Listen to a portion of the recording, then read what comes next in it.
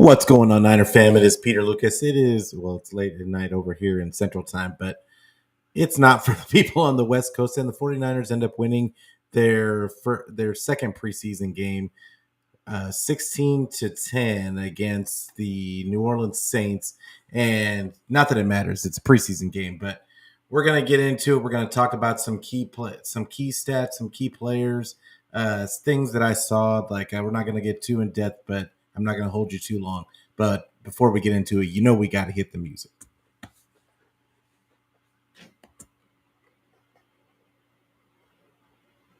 Maybe.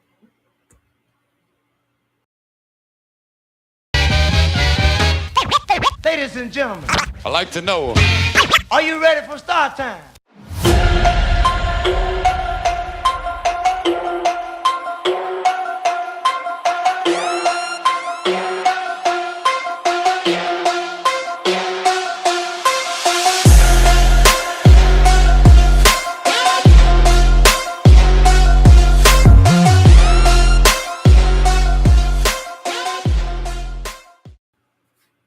And once again, it is Peter Lucas. This is the Niner Fanatic Podcast.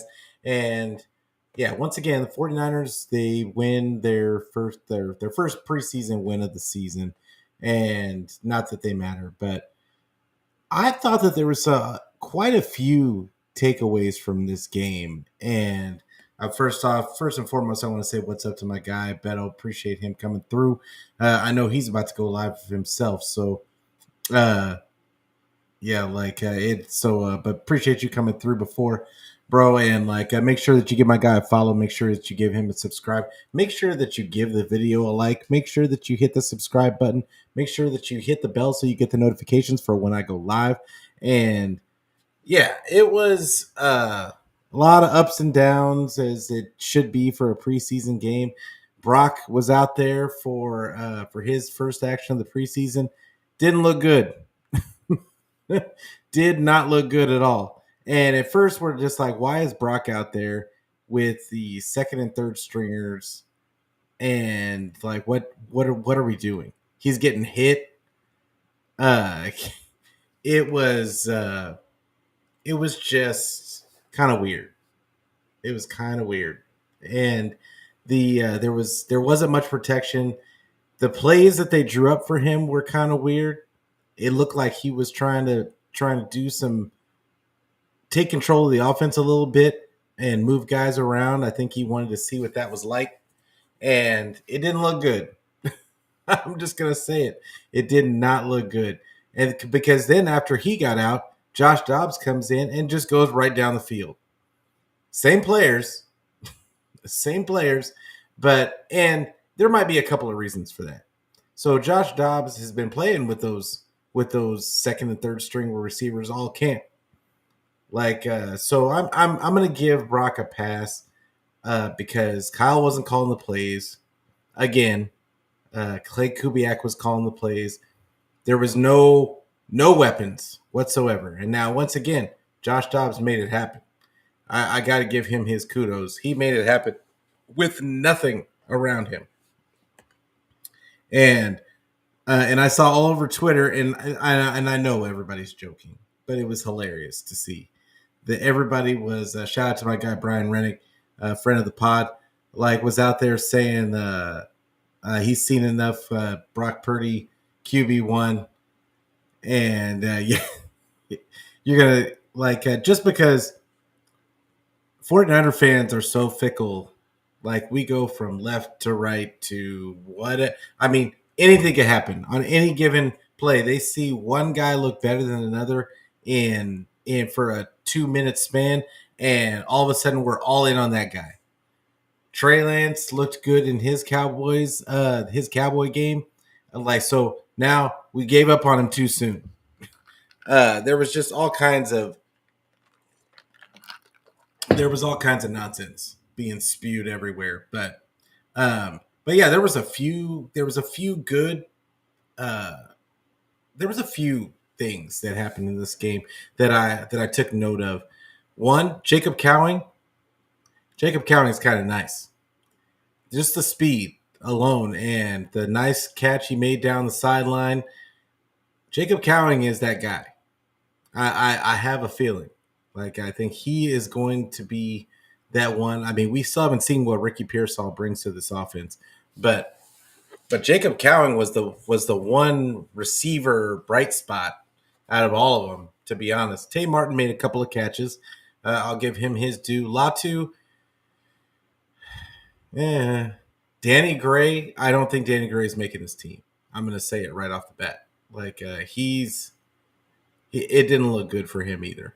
But Latu made a catch. Then he ran. I think he ran the wrong route on one of the plays. Um, but Jacob Cowing looked good. I'm going to say it again. He looked good. I think they gave Braden Willis a chance to get involved in the offense, which it looked a lot better than last week. But you notice they did not use him in the fullback spot again. I didn't see it. Maybe they did, but I didn't see it. And so that was good to see him not in that position. Um, Tanner Mordecai looked half decent when he was in there. Granted, it was at the end of the game. Nobody there was a bunch of undrafted guys playing by that point. But Tanner Mordecai looked like he was serviceable at the very least. He has a nice arm, and then Brandon Allen looked like Brandon Allen. He didn't look as good as he did last week. I'll say that. I think that we've kind of seen Josh Dobbs another week in the offense and in actual game snaps. You could see him feeling the offense a little bit better. He was getting the ball out on time. Even when he wasn't getting the ball out on time, he was making things happen with his legs. He looked like he was fighting. He was fighting, and that's what you want to see out of your backup. So, yeah, I thought he played really well. And of course, here comes Ty. Yeah, I saw it all over the timeline. But yeah, Jimmy, I agree, man. Like, I don't know why Purdy's in there and you don't have any of the other starters in there. I mean, he had 2 starting offensive linemen, I think, in there, and not even the good ones. It it was it was just a weird situation all the way around. I don't know why you would put your quarterback through that. If he somehow had gotten hurt in that game, we would, because he took a nice shot on one of those plays, and you would have thought Kyle would have just taken him out right then. But nope, we got to go another series, and yeah, it just, none of it looked good. So I don't know what the game plan was for Brock Purdy, but it just was not a game plan he was familiar with, and it didn't look like him and the receivers were on the same page.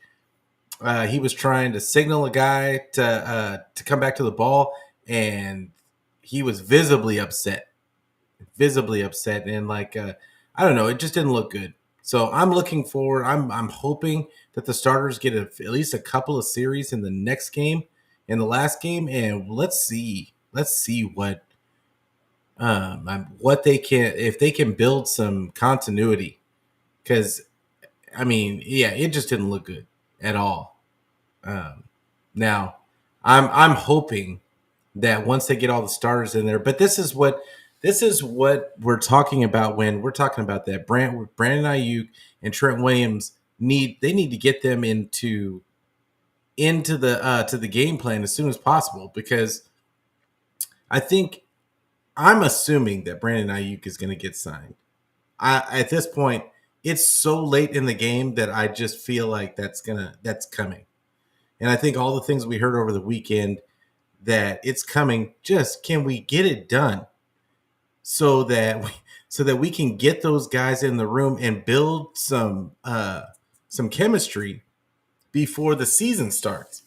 I don't expect either one of those guys to play in the last preseason game, but they've got to get on the practice field to get some chemistry with the rest of the team.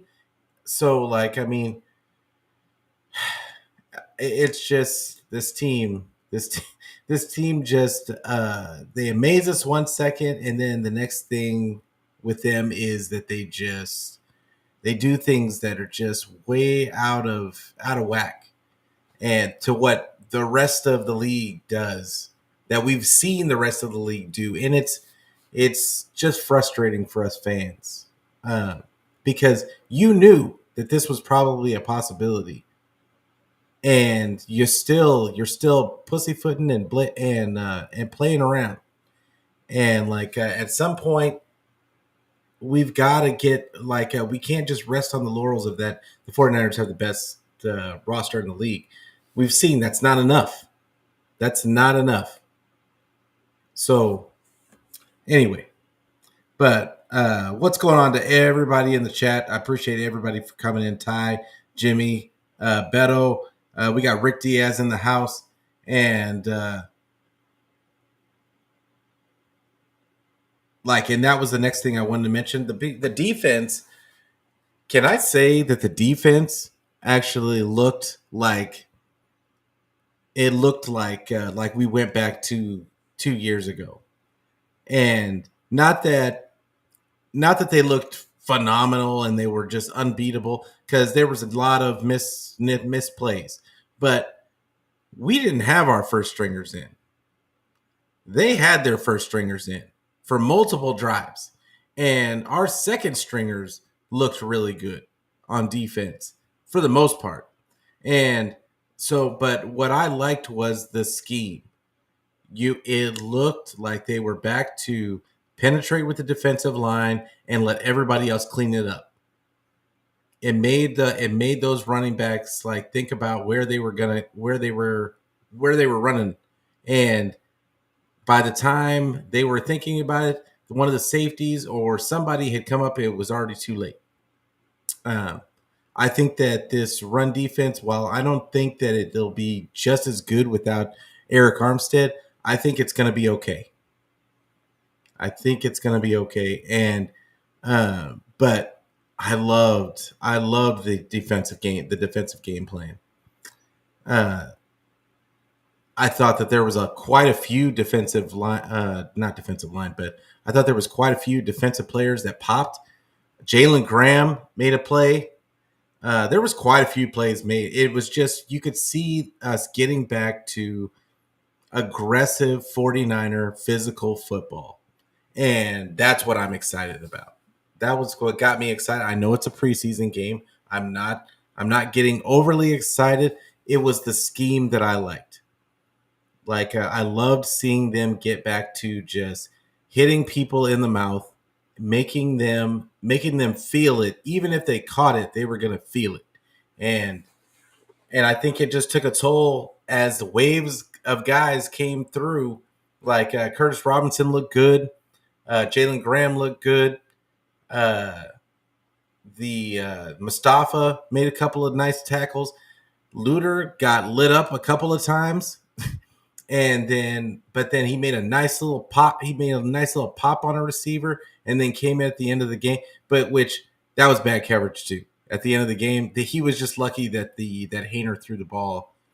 It was a terrible throw, but Luter's coverage on it, they were obviously picking on Luter at that point. So yeah, Jared says that Mustafa takes too many bad angles. He should get better. That's going to come with experience. What I liked from Mustafa was the aggressiveness, and that he was coming and I think the guy on TV said the same thing. He came out looking like a missile, and he was shooting into that backfield. He didn't look terrible in coverage, and I mean, overall, the 49ers didn't look terrible in the coverage until the end of the game. And by the end of the game, it looked pretty bad. Luter was getting picked on, and by Jake Hainer, the Purdy clone, and yeah, it was. And Rick Diaz says they're getting it. The rookies are getting that too much, but they're getting it the opposite. A lot of missed tackles. They're saying right now from the beginning till now they got it. So yeah, this is all valuable experience for the rookies, for these first year players in the system, it takes time. They're not gonna just magically be great in the system. And this the NFL in general is a scheme driven league, and I've said that for years.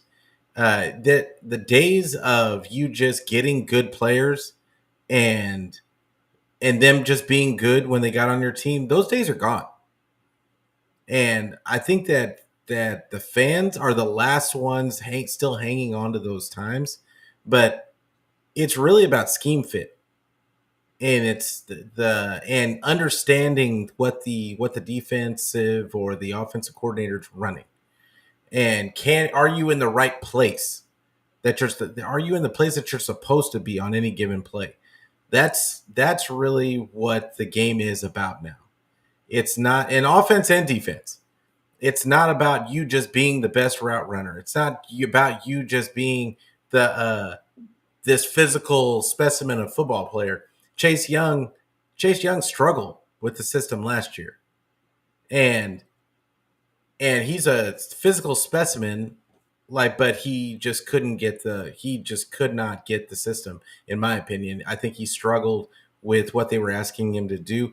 I actually think he would have been better if it would have been better if he had come this season. If he had come this season on the 49ers, I think it would have been a much better because of the scheme that they're running this year, where they're just asking their defensive line, they're back to asking the line to penetrate. And you saw a lot of stunts. I think that kind of stuff would really benefit a guy like Chase Young. And what we were running last year, it didn't help him at all. There's too much thinking involved. So not that he can't think, but yeah. But let's go over the stats real quick because this is not going to be a long show. So Brock Purdy went 2 of 6 for for 11 yards. Brandon Allen or Josh Dobbs went 12 of 21, which for 133 yards, no touchdowns, but he had a rushing touchdown. And on paper, that if you didn't watch the game, you would have seen 12-21 and been like, I mean, that doesn't look like anything. His rating was 76. Tanner Mordecai had a higher rating than he did. Him and Brandon Allen had the exact same QB rating, but they couldn't have been more different in when they were out there. Josh Dobbs looked like he had a handle on the system. There was a lot of drops. I think that he threw some good balls. For the most part, I thought he easily looked like the best quarterback the 49ers had today. Tanner Mordecai would probably be the second, and then Brandon Allen, and then Brock Purdy. But I want to give but then Cody Schrader, he had one good run. Other than that, I know he's a fan favorite. Everybody wants Cody Schrader to succeed, but I mean, he was seven carries, 15 yards, two yards a carry, and we're gonna sit there and say that he didn't have the line. The line just sucked, and that kind of stuff. I just don't think he's athletic enough. Sorry. I'm sorry. I just don't think he's athletic enough. Matt Breida came in. Even Matt Breida was he was later in the game with a worse line, and he had 3.5 yards to carry. Jacob Cowing had an end around for 19 yards, which he looked really explosive on. Keyshawn Vaughn actually looked pretty decent. I like the way he runs. He runs angry. And then, of course, Josh Dobbs had 25 yards off of 3 carries and a touchdown. And Tanner Mordecai he had one little run over down the sideline. He's got a little bit of juice to him. I was pretty surprised. By that. Now, the defense, I think they did a really good job. They held the Saints to 10 points. They had some penalties. but I thought that they did a pretty decent job. They held them to, well, they had 134-yard rushing, but there was not, they were not good averages. I will say that, but it didn't look as bad as what I'm looking at right now. And maybe it was because of the timing of the game, like the teams were just working on certain things. It just didn't look like this it was this bad. Jordan Mims had 10 carries for 37 yards, so 3.5 yards. Jamal Williams had five for 32. Robinson came in 5 carries, 27 yards.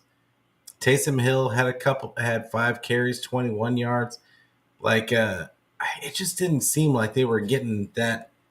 Oh, okay, here we go. So Jamal Williams had one that was 15, a run that was 15 yards. So if you take one of those away, yeah, that's really what I saw.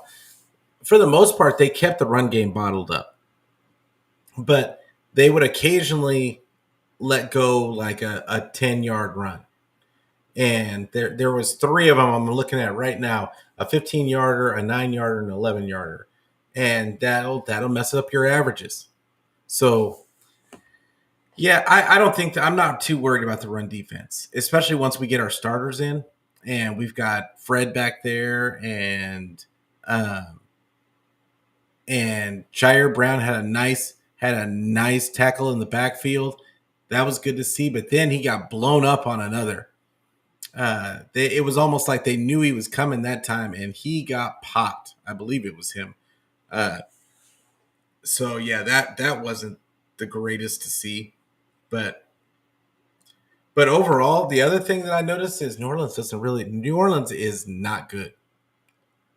Um, their defense might be okay.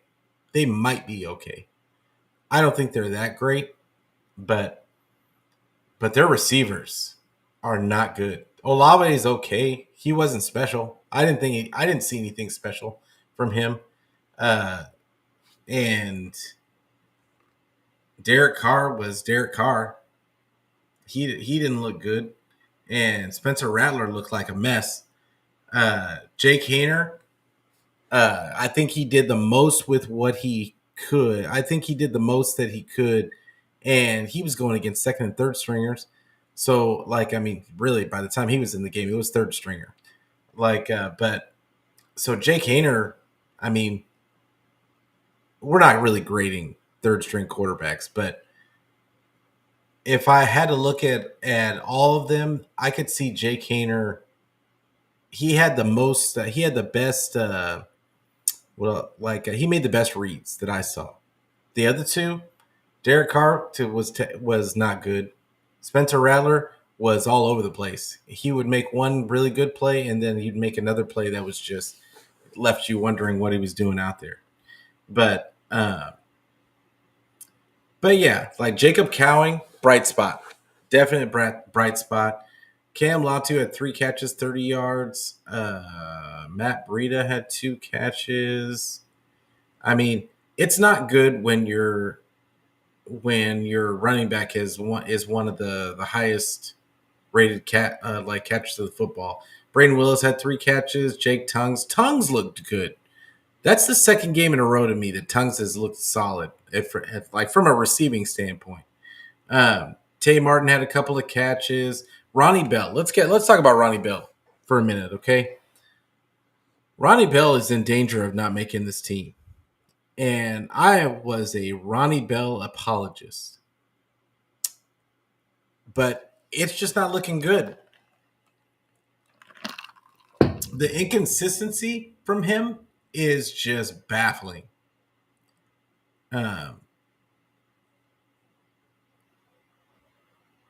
And Roberto asked the question, what do you think of Haney from the same former? Oh, yeah. Well, I just talked about him. Hopefully you saw that. But yeah, Haney is a poor man's Brock Purdy, which, I mean, he's not like, if Haney was in Kyle's system, he might look half decent. But what's funny is that the Saints are using a version of Kyle's system, another Kyle cast off, not cast off because he didn't really want him gone, but Clint Kubiak is their offensive coordinator, who used to be Kyle's pass game coordinator, and so they're running another version of the system, but it's obviously not the same. But you could see the similarities in the offense, and I think that's why the couple of throws that he looked that like really looked good from him. It does make it easier for the quarterback, in my opinion. Unless you're what's his name? Unless you're Derek Carr, who just fails to be good at anything. I just don't like Derek Carr. I think that I liked him in the beginning. I thought that he was a pretty good quarterback, uh, and I thought he got a bad rap a lot of the time. But the more I watch the man play, that it just baffles you what he's looking at. I don't get it. I don't get it. But I think Haney is going to be probably a solid backup for somebody. And event if they try to put him on the practice squad, somebody's picking him up. But every team is going to carry 3 now, so he's probably going to be on the team. And knowing Derek Carr and how he likes to get hurt, or they just take him out of the spot, out of his spot. I mean, Haney might be backing up sooner than later, so they need to watch out for that. But the more I looked at, but Ronnie Bell, I just don't know how Ronnie is going to make this team as bad as the rest of those wide receivers look today. Jacob Cowing looking good today was kind of a death knell, in my opinion, for Ronnie Bell. Chris Conley had a couple of catches, and I think Chris Conley makes this team. I think he ends up being that if they carry 6, I think Chris Conley is that guy. I definitely do not think it's going to be Ronnie Bell. And it's just the inconsistency. He cannot be consistent, and he tries to do too much. And there was one route that he ran that how do I explain this? He when he made his cut, he cut it off too hard, and he should have gone up with the route. And at least that's the way I saw it. And he should have read it by the way that the corner was covering him, and he just didn't. And there was nowhere for the quarterback to go with the ball. When he did try to throw the ball over Ronnie Bell almost ran into the coverage. So I don't know. I'm sure Rich Madrid is going to, shout out to Rich. I'm sure he's going to have a cut up of some sort showing you what I'm talking about at some point this week. So be on the lookout for that. But Ronnie, I love my Wolverines, but I just don't see how he'll probably end up on Miami next week. I don't know what to tell you. But then you've got Danny Gray. Okay. Danny Gray.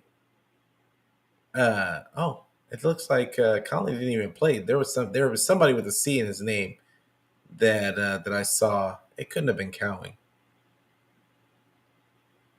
But Danny Gray is another guy. I don't see him making this team. He's been injured the whole time. And then he gets out there and he's got stone hands. The ball's hitting him in the hands. He can't catch it. It's bouncing off of his hands. He almost didn't catch the one. He had one catch for 13 yards, and that one he almost didn't catch it because it bounced off his hands like 5 feet in the air. And then there was another one that I don't think it was Tanner Mordecai. I think it was Brandon Allen that threw it to him, to where Danny Gray, and it was a bad throw. It was a bad throw because I think Brandon Allen didn't understand how fast Danny Gray is. If he'd have thrown it out in front of him, then Danny Gray probably would have been a touchdown. But Danny Gray, I don't think that he is viable in this offense.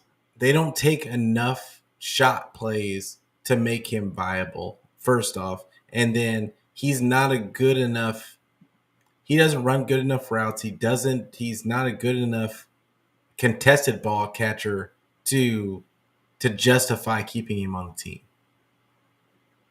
I think that's why Conley wasn't even out there. I don't think he was. I didn't see him on the injury report, so he might have been. Saubert had a catch, and Cody Schrader had a catch. Keyshawn Vaughn had a catch.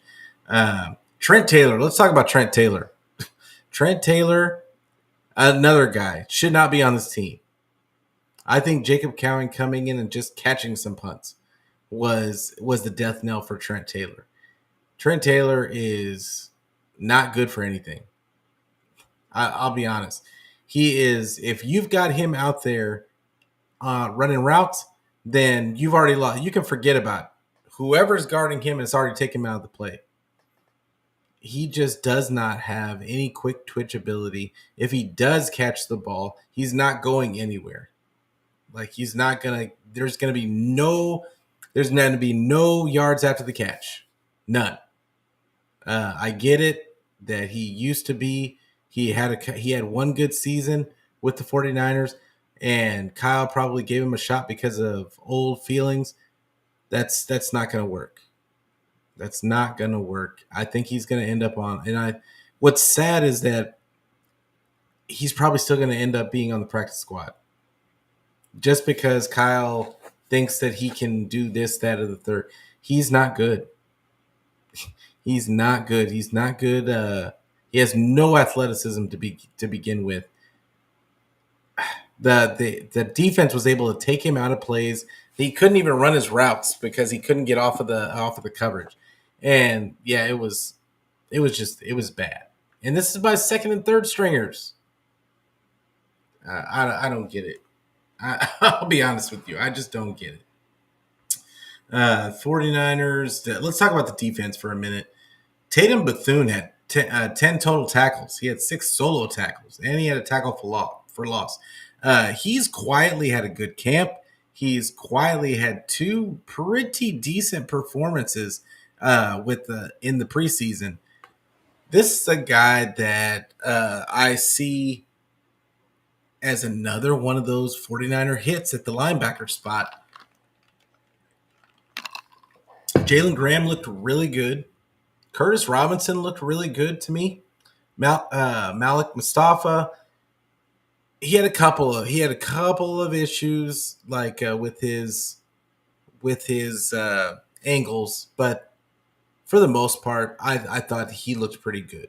The main thing is that they were all aggressive, and that's why they all had so many tackles is because they were doing the old way of 49er football, which is let those defensive linemen get upfield, penetrate, and then let the linebackers clean up the mess. And that's what I saw a lot of today. Darrell Luter had 4 tackles, but you don't want your corners having tackles. Didn't look good. I'll be honest with you. Did not look good in coverage. Looked kind of out of sorts. He looked like Ambry Thomas out there. And it scares me because it makes me think that's the type of guy that the 49ers are going to draft. Samuel Womack didn't look bad in coverage from what I saw. He had 4 tackles too, but he was tackling running backs. So I thought Samuel Womack looked half decent. Who else? Alex Barrett had a sack and 2 tackled for loss. Who else looked good? Robert Beal made a nice play on a rundown where he caught the running back on the backside, running away from the play, running to the play, but the play was running away from him, and he ran all the way across the line to get to catch the back of the running back. And Renardo Green had a good play, and then he had a couple of spots where he got lost in coverage. Jalen Mahoney had a nice tackle at the line of scrimmage. Ty McGill, T.Y. McGill. I think he was the one with the forced fumble. And yeah, he looked pretty solid on that defensive line. But I think it has more to do. These are a lot of these guys that are looking good struggled last season, and I think it was a lot of the scheme. It was, and we're gonna see more of these guys be able to, when they're asked to do what the reason why they were brought here in the first place. And like when they get to do those things, which for the defensive lineman means they get to run upfield, penetrate. When these linebackers get to fly around and just clean up the mess. And the safeties, same thing. When they get to play closer to the line of scrimmage and clean up the mess, that's when this defense looks really good. So that's really what I'm kind of looking forward to. I didn't even know Yatir Gross-Matos was out there. It looks like he had a tackle. Evan Anderson had a tackle, and I think he was the one that grabbed the running back by the by the arm. But for the most part, the defensive line didn't look nearly as bad as it did last week. I thought they looked a lot better, and there was no starters out there. So, well, Yatir Gross-Matos was out there. Kevin Givens was out there for a little bit, but yeah, and Nick Williams got hurt. I don't know if he came back out, but Shaquille Brown actually looked half decent. But yeah, when it all comes down to it, it's a preseason game.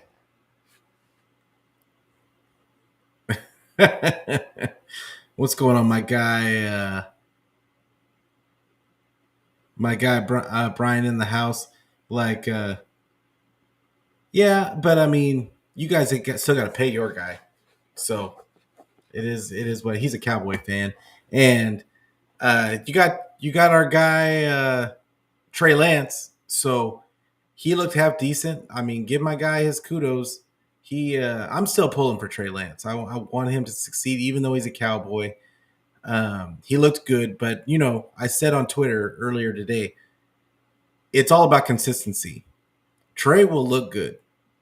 He'll have games. He'll have games in series where he looks good, but then the next game the next time you see him, it's not as smooth and it's not as. But what I like to see from him was that he had some confidence in what he was looking at. It didn't look like he was lost at all and waiting for guys to get open. It was he knew where to go with the ball, and that's what Trey needed. He needed structure and he needed to trust what he was seeing, and that's what I saw. So I'm pulling for the kid. I just want to see some consistency from him because I think that's how Dallas will have to make a decision at that point because then other teams will be calling. Oh yeah, and Brian said Trey balled out. Yeah, he did. He looked good. He looked good. I would say that, but uh, that being said, I think that's all I got for you guys today. We're gonna have my show on me and Beto. We're gonna have the boys show with Beto Niner Sickness and Forever Faithful podcast. Brandon, we'll have our show on Tuesday, 6:30 p.m. Pacific time. Then I'll have my show with whoever I get, or it might be by myself. But we'll be getting you ready for the next preseason game, and yeah, that'll be on Thursday, 6:30 p.m. Pacific time.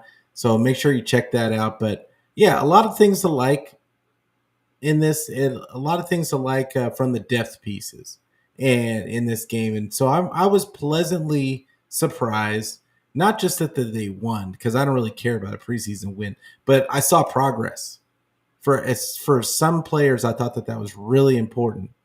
When you're talking about Josh Dobbs and kind of taking that QB2 job with a stranglehold, I really feel like he's QB2 right now. And yeah, and then seeing the linebackers and seeing the scheme go back to what we're used to before the Wilkes era. Nothing against Wilkes, but the scheme was different, and people can't tell me any different. I don't care. Like it looked different, and now it doesn't. and it looks like we're back to the old scheme. And I think that we're going to see our defensive linemen and everybody kind of the defense go back to what we know. I think it's going to get better against the run, and I'd be surprised if it didn't. Um, but I appreciate you, my guy. Like, great to have you back on, and but we're gonna get out of here. And like I said, I'll see you guys on Tuesday. Make sure you give the video a like. Make sure that you give me a subscribe. Make sure that you hit the bell so you get the notifications for when I go live. We're on YouTube. We're on Facebook. We're on Twitter. We are on Twitch. We will be on Kick soon enough. Also, you can get this wherever you can get your audio podcast. If you just don't feel like watching YouTube, that's fine. I got you. Like, there's no excuse. I don't care how you get it, just get it. And make sure that you tell a friend to tell a friend so we can be friends every day, every week. And because we are getting closer and closer to the season. And when the season gets in full swing, we get in full swing. I appreciate everybody that got in the chat, got busy in the chat today. And Beto and Rick and Varela and I can't remember everybody, but I appreciate everybody for getting busy in the chat. We want to make this a community, so just make sure that you come out and get busy in that chat. But I'm gonna get out of here. You guys have a great rest. Well, I guess Monday. It's the beginning of the week for everybody starting up, but have a good week. And yeah, hopefully everybody enjoyed the game. And hopefully it didn't look like we came out of it with too many injuries. So I'd be surprised if the injury report, maybe this is going to give us a chance to get our guys a little bit more healthy. But I will see you guys on Tuesday. You guys have a good night, and as always, go Niners.